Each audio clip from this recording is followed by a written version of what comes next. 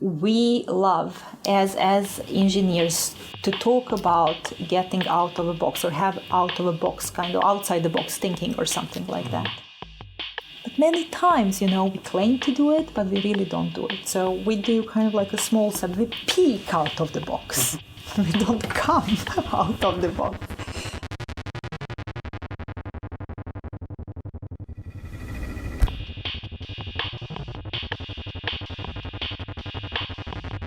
And maybe this is like one way of actually thinking outside the box. We cherry pick the sort of experts that are part of this, and they come from all kinds of backgrounds.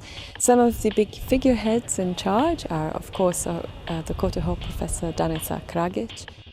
She does not stick to purely scientific rigor. She also understands creative rigor, and she's well known, for instance, for cutting dresses at weekends and for being a huge fan of fashion. In fact, for wearing those fashions beautifully. For me, creativity is very important. It's important because it gets me to have moments of the day when I don't think about my work, so that I can really, switch off and do something else. Like, for example, clothes design. But it's also bringing me closer to people that are doing only that. It's extremely important with interdisciplinary approach to everything that we do. Getting inspired by people from other areas, understanding what their goals are and how this can maybe affect my research. But it's also because we are building systems that need to be perceived by people that don't program them or don't build them. The labs have evolved as a way to create something meaningful and tangible.